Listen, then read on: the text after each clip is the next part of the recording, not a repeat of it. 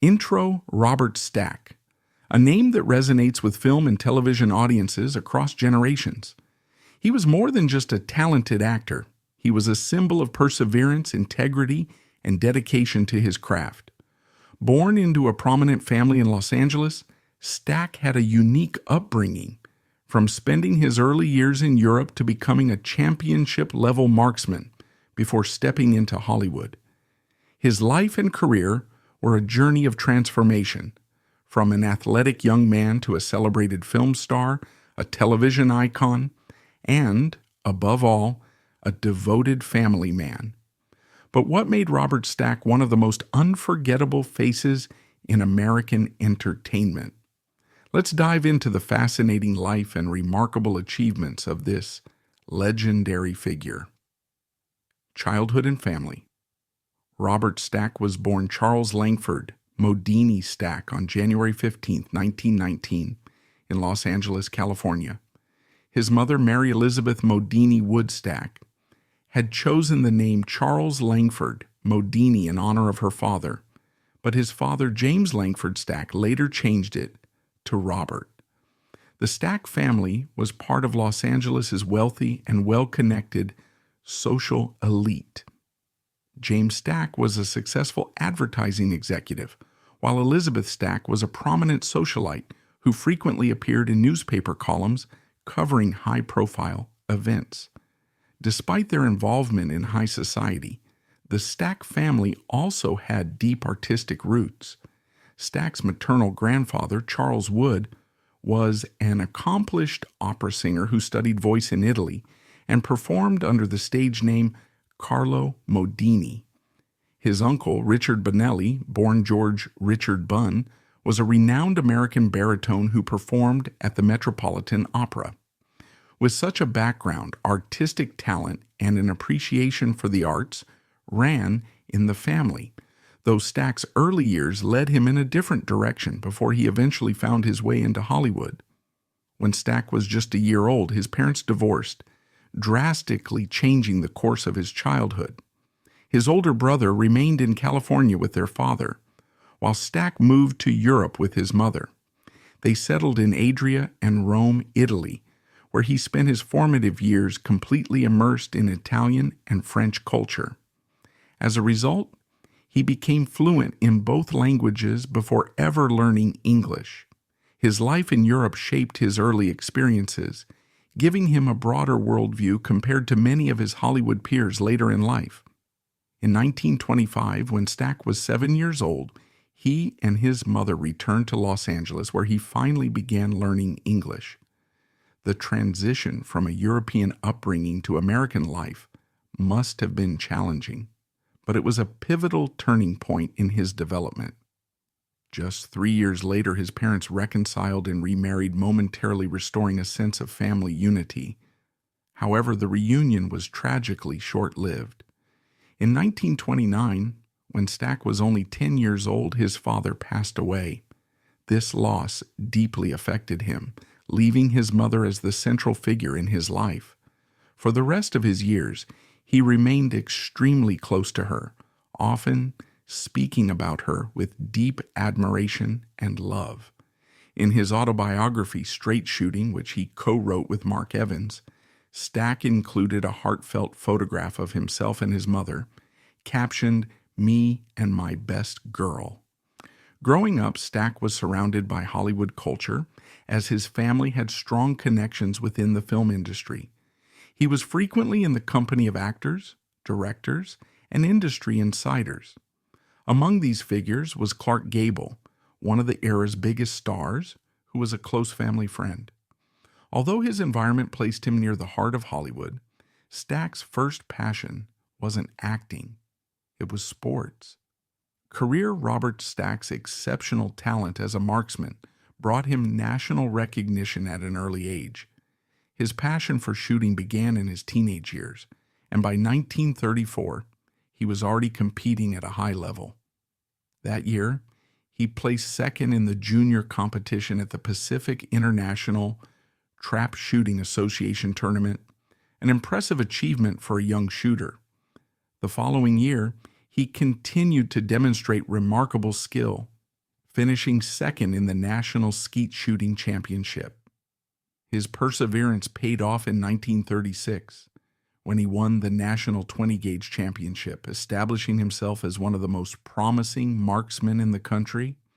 By 1937, Stack had achieved over 350 consecutive hits in skeet shooting, a feat that solidified his reputation and earned him a place on the National Skeet Shooting Association's first-team All-American list. His expertise in the sport was not just a hobby, it became a defining part of his early identity. While Stack's athletic career was taking off, his time at the University of Southern California introduced him to new possibilities. As a student, he played on the university's polo team, a sport that required the same level of precision and discipline as his shooting competitions. However, it was during this period that his life took a dramatic turn.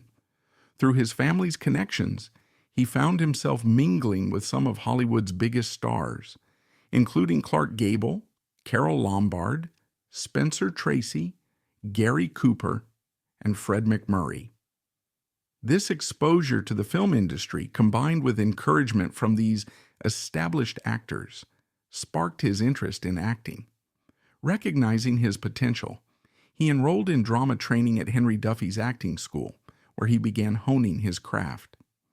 Soon after, he took his first steps into the world of theater, performing in local stage productions and gaining valuable experience. Robert Stack's transition from sportsman to actor became official in 1939 when he signed a contract with Universal Pictures, marking the beginning of his Hollywood career.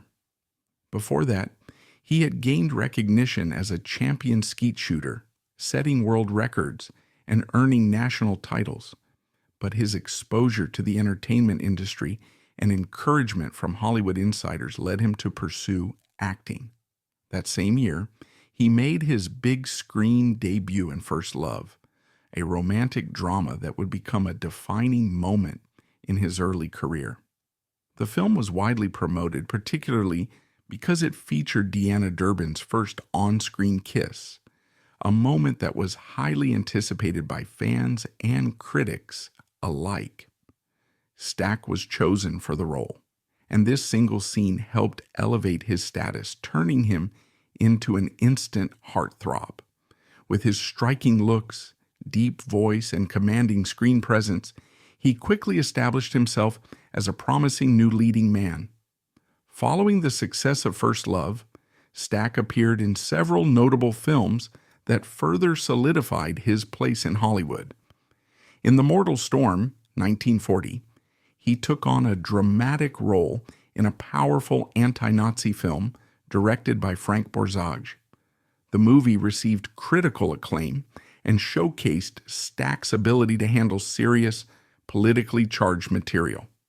He then starred in Nice Girl, 1941, a light-hearted romantic comedy that reunited him with Deanna Durbin, reinforcing his image as a charming leading man. In To Be or Not to Be, 1942, a sophisticated satirical comedy directed by Ernst Lubitsch, he played a Polish aviator who becomes romantically involved with a famous actress, portrayed by Carole Lombard. Starring alongside Lombard, one of Hollywood's most beloved stars, further elevated Stack's profile and demonstrated his versatility as an actor. Just as his career was gaining momentum, World War II disrupted everything. Like many actors of his time, Stack felt a strong sense of duty to serve his country. In 1942, he set aside his rising stardom and enlisted in the United States Navy, where he was assigned as an aerial gunnery instructor. His background as a competitive marksman made him an ideal candidate for the role, and he was tasked with training naval personnel in aerial combat shooting. Rather than taking on symbolic military service, as some Hollywood stars did, Stack was directly involved in preparing soldiers for combat, a responsibility he took seriously. He remained in the Navy until the end of the war in 1945, demonstrating the same discipline and dedication that had made him successful in both sports and acting. When Stack returned to Hollywood in 1948, he found that the industry had changed significantly during the war years. Many new stars had emerged, and audience tastes had evolved, making it difficult for him to regain the recognition he once had. Though he still had name value, he was no longer the fresh young star Universal had promoted in the late 1930s. Instead of stepping back into major leading roles, he had to rebuild his career by taking on smaller projects and supporting roles. While this period was frustrating, it also reinforced his resilience and determination. Rather than fading into obscurity like many actors who struggled with post-war career slumps, Stack remained persistent, slowly working his way back to prominence. His ability to endure these setbacks and reestablish himself in the film industry set the stage for his later career resurgence, where he would go on to deliver some of the most defining performances of his life. Robert Stack's reestablishment as a serious and respected actor did not come immediately after his return to Hollywood following World War II.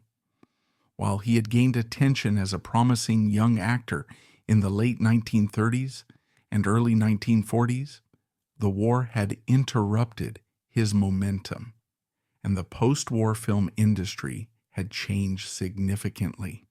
Many new stars had emerged, and audiences had shifted their focus to different kinds of storytelling.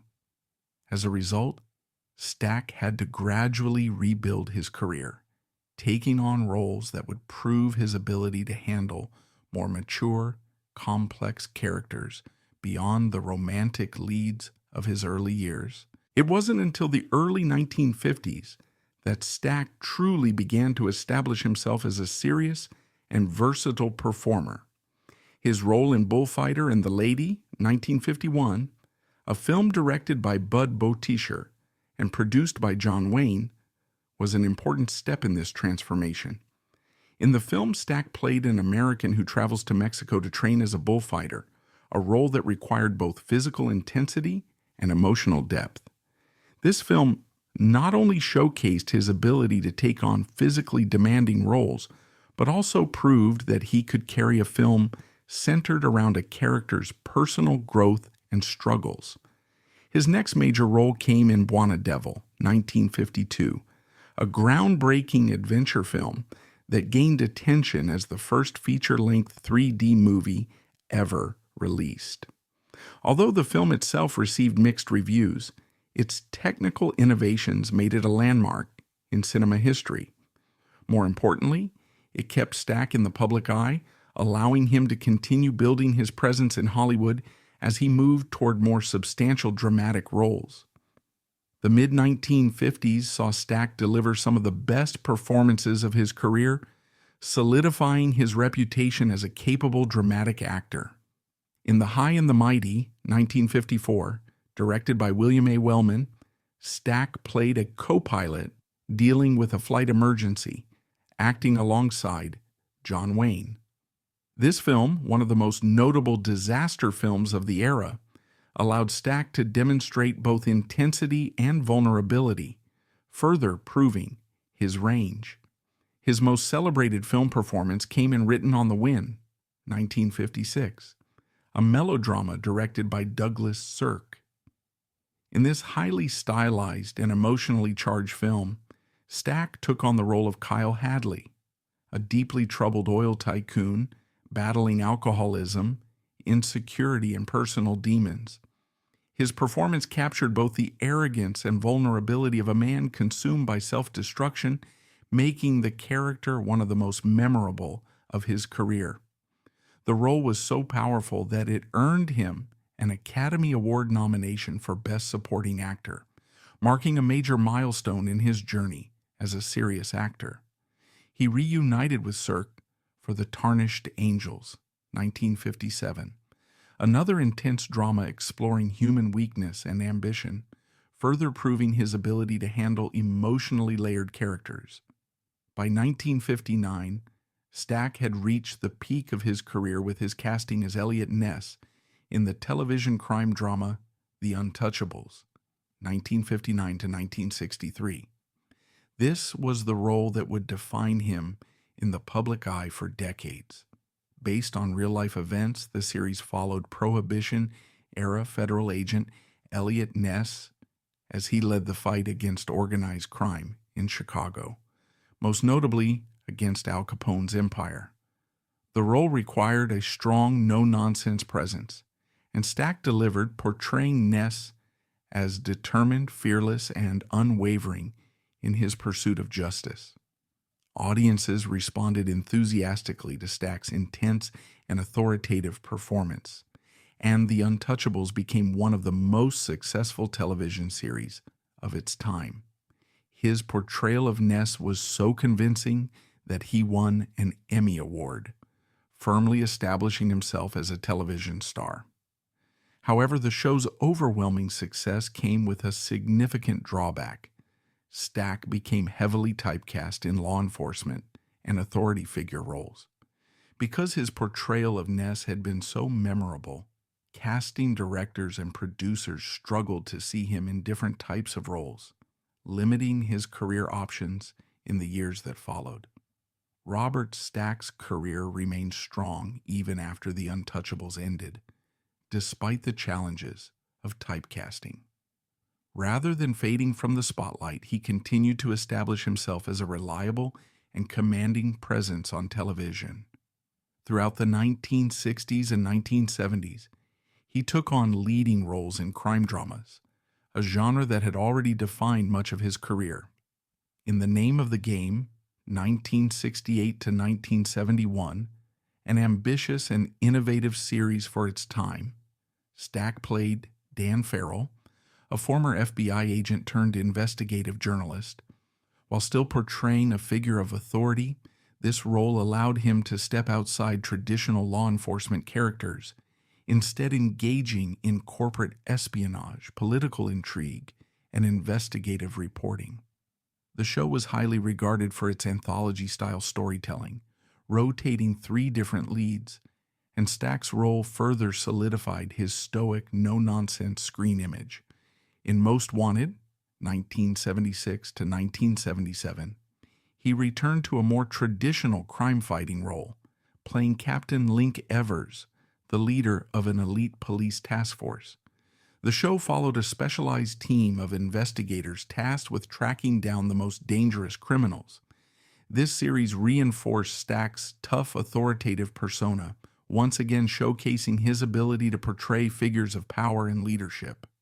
However, by this point in his career, he had spent nearly 2 decades playing law enforcement officers, which further entrenched his reputation as a serious, commanding presence. Then, in the late 1970s and early 1980s, Stack made an unexpected and brilliant move. He took on comedic roles, completely subverting the tough guy image that had defined him for so long. His first major foray into comedy came in 1941-1979, directed by Steven Spielberg, a satirical war film filled with over-the-top chaos and absurd humor. Stack played Major General Joseph Stilwell, a rigid and highly disciplined military officer.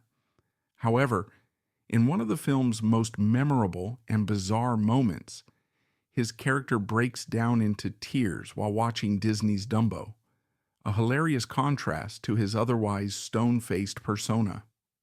This unexpected comedic turn revealed a new side of Stack's talent, proving that he could poke fun at his own serious image and deliver humor just as effectively as he delivered drama. The following year, he took this self-parody to the next level in Airplane, 1980, a wildly successful spoof of disaster films. Playing Rex Kramer, an ultra-serious, no-nonsense flight expert, Stack delivered deadpan comedic gold, treating absurd, nonsensical situations with the same steely intensity he had brought to his crime drama roles. The film's humor relied on actors like Stack, Lloyd Bridges, and Leslie Nielsen, playing everything completely straight. a comedic approach that made their performances even funnier. Stack's willingness to satirize himself and embrace slapstick humor shattered expectations, demonstrating that he had far greater range than audiences had assumed. His career took yet another unexpected but highly successful turn in 1987, when he became the host of Unsolved Mysteries, a true crime and paranormal investigation series that ran for 15 years, from 1987 to 2002. This role tapped into Stack's natural authoritative voice and serious delivery, making him the perfect narrator for the show's eerie reenactments of unsolved crimes, disappearances, and supernatural phenomena. His deep, commanding voice and solemn expression gave every episode a sense of urgency and intrigue, drawing viewers into the mysteries being explored. Unsolved Mysteries quickly became one of the most iconic true crime and mystery series of its time, gaining a loyal following. Stack's role as the host introduced him to a new generation of viewers, ensuring that his presence in the entertainment industry remained relevant even as the landscape of television continued to evolve. His narration style became so iconic that his voice alone became synonymous with mystery and suspense, and to this day, his contributions to the show remain one of the defining aspects of his career. Scandal Robert Stack maintained a career that was remarkably free of controversy, a rarity in the entertainment industry, especially for a star of his caliber. While many Hollywood actors of his era became entangled in scandals, public feuds, or legal troubles, Stack remained a respected and dignified figure, known for his professionalism and strong moral character. He avoided the tabloid drama that often surrounded his peers and focused on his work, his family, and his personal interests, such as competitive shooting. His reputation as a dedicated and disciplined performer helped him sustain a long and successful career in both film and television. However, despite his achievements, Stack faced a significant career challenge, being typecast after the enormous success of The Untouchables. His portrayal of Eliot Ness was so intense, authoritative, and memorable that it left an indelible mark on audiences and casting directors alike. Viewers strongly associated him with the role, and while it brought him critical acclaim and an Emmy Award, it also narrowed the range of characters he was considered for in the years that followed. The industry's perception of him as a tough, no-nonsense enforcer meant that many of the roles he was offered after The Untouchables were variations of the same character: law enforcement officials, military officers, and authority figures. While he embraced these roles and continued to deliver strong performances, he found it increasingly difficult to break free from the Eliot Ness persona. This typecasting limited his ability to showcase his versatility as an actor. Despite having proven his range in earlier films such as Written on the Wind and The Tarnished Angels, Stack attempted to counteract this issue by taking on comedic roles in the late 1970s and 1980s, most notably in 1941, 1979, and Airplane, 1980. These films allowed him to poke fun at his own image, demonstrating his ability to deliver humor with the same deadpan intensity that had made him famous in serious roles. His willingness to parody himself helped introduce him to a new generation of fans, proving that he was more than just a hard-nosed crime fighter. Despite his efforts, the shadow of Eliot Ness followed him for much of his career. While he was consistently employed and remained a respected presence in Hollywood, he was never able to fully escape the legacy of The Untouchables. His contributions to television, particularly as the host of Unsolved Mysteries, allowed him to remain in the public eye, but the industry continued to see him as the embodiment of law and order. Marriage. Robert Stack's marriage to Rosemary Bowe was a defining aspect of his personal life, and a rare example of enduring commitment in Hollywood, an industry notorious for its short-lived relationships. Unlike many celebrity couples whose marriages were often overshadowed by scandals, divorces, or career conflicts, Stack and Bowe built a strong and lasting partnership that stood the test of time. Their relationship began in 1954 when Stack, already an established star, started dating Bowe, a rising actress and model. At the time, Bowe was gaining attention for her striking beauty, charisma, and talent, having appeared in several films and on the covers of major magazines. As a young actress on the rise, she was frequently in the public eye, and her romance with Stack naturally attracted media attention. However, despite being a high-profile couple, they managed to keep their relationship private and grounded, avoiding the pitfalls of many Hollywood romances that thrived on publicity. After 2 years of courtship, the couple married on January 23, 1956, in what would become one of Hollywood's most enduring marriages. While many show business relationships struggled due to hectic filming schedules, career competition, and public scrutiny, Stack and Bowe prioritized stability and family life. They quickly transitioned into parenthood, welcoming their first child, a daughter, in 1957, followed by a son in 1958. Unlike many actors of his generation, Stack made a conscious effort to balance his demanding career with his responsibilities as a husband and father, ensuring that his family remained a priority. As Stack's career continued to evolve from leading roles in film to television crime dramas, and later becoming the host of Unsolved Mysteries, Bowe made the selfless decision to step away from acting to focus on raising their children. By choosing family over Hollywood, she helped create a stable home environment, allowing their marriage to flourish without the pressures of competing careers. This decision was especially significant given the challenges that many dual-career Hollywood couples faced. Through the years, their bond remained strong and unwavering, free from public scandals, separations, or major controversies. This was a rare feat in an industry where relationships were often tested by fame, media intrusion, and personal ambition. Unlike many of their contemporaries who saw their marriages dissolve under the pressures of Hollywood life, Stack and Bowe built a partnership based on mutual respect, love, and shared values. Other relationships. Robert Stack's Hollywood connections extended far beyond professional collaborations. He built deep, lasting friendships with some of the most legendary figures of the golden age of Hollywood.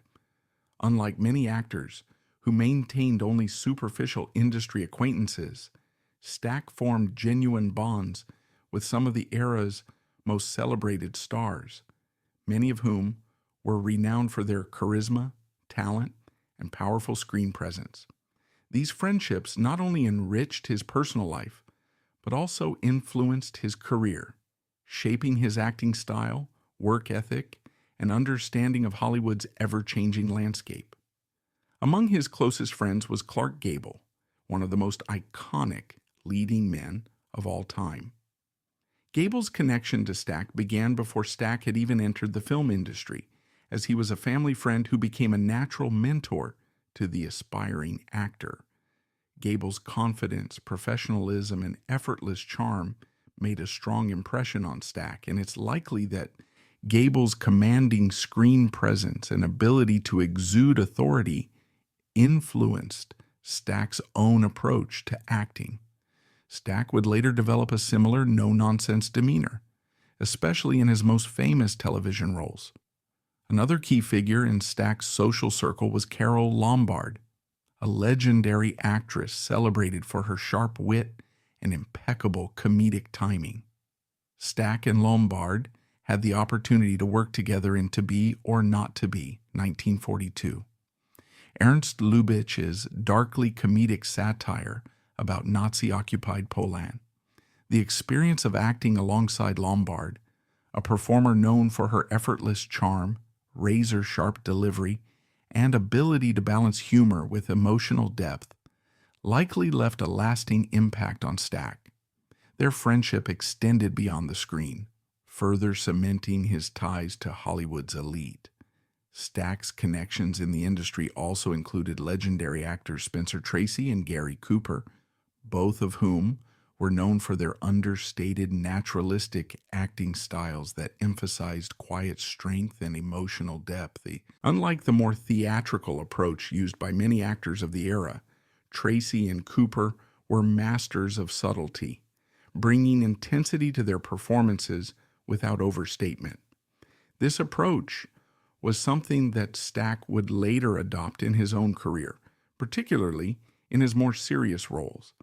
Their influence was evident in his ability to portray powerful, authoritative characters with a sense of calm control rather than exaggerated aggression. Meanwhile, his friendship with Fred MacMurray, an actor known for his remarkable versatility in both comedy and drama, demonstrated Stack's ability to connect with performers across different genres. MacMurray seamlessly transitioned between light-hearted comedic roles and intense dramatic performances, and his ability to work across multiple styles may have influenced Stack's own later career decisions, particularly his shift from dramatic television roles to comedic self-parody in films like Airplane, 1980. Beyond friendships, Stack was fortunate to receive mentorship from two of the most powerful producers of Hollywood's golden age, Darryl Zanuck and Walter Wanger. These men were key figures in shaping the film industry, and their guidance helped Stack navigate the complexities of an ever-changing Hollywood. Darryl Zanuck, a visionary producer and co-founder of 20th Century Fox, was responsible for some of the biggest films of the era. His keen storytelling instincts and deep understanding of audience preferences made him one of the most influential figures in Hollywood history. Under Zanuck's mentorship, Stack gained valuable insight into how to select roles that would give his career longevity rather than fading with industry trends. At the same time, Walter Wanger, another highly respected producer, played a crucial role in shaping Stack's perspective on filmmaking. Known for producing high-quality, socially conscious films, Wanger had an approach that differed from purely commercial studio filmmaking. While Zanuck's influence helped Stack understand the importance of box office appeal and mainstream success, Wanger encouraged him to consider roles that had artistic or social relevance, broadening his range as an actor. Death. Robert Stack's final years were marked by a difficult battle with prostate cancer, a disease he was diagnosed with in 2002, when he was in his early 80s. Given his reputation for strength and resilience, both in his personal life and in the tough, no-nonsense characters he portrayed on screen, he approached his illness with the same determination and quiet dignity that had defined his career.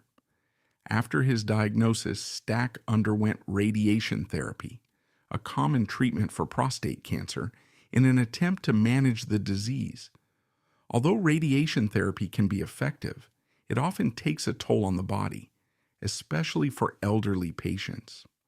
While Stack never publicly spoke in great detail about his condition, those close to him noted that he remained stoic and composed, facing his declining health without complaint. His wife, Rosemary Bowe, and their children were by his side, offering support as he navigated the challenges of his illness. Despite medical intervention, his health gradually worsened over the following year. On May 14, 2003, Stack passed away at his home in Los Angeles at the age of 84 due to heart failure. Given his advanced age and the toll of both the cancer and its treatment, his heart ultimately could not withstand the strain.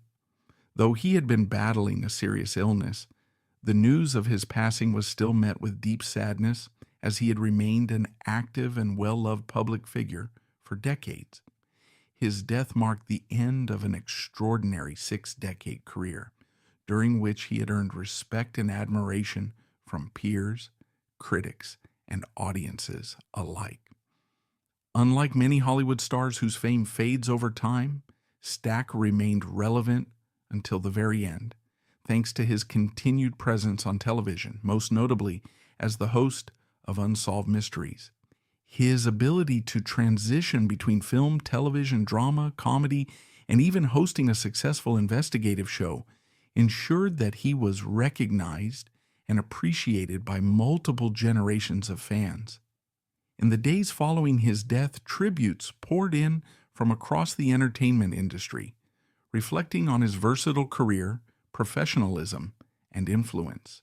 Friends, colleagues, and longtime fans remembered him not only as a compelling actor, but also as a man of integrity and grace, someone who had navigated Hollywood without scandal, maintained a loving marriage, and remained committed to his craft. His wife, Rosemary, whom he had been married to for nearly 5 decades, continued to honor his memory in the years after his passing. Robert Stack's death was not just the loss of a beloved actor, but the end of an era in entertainment. He represented a generation of Hollywood stars who carried themselves with class, discipline, and dedication, leaving behind a legacy that continues to endure.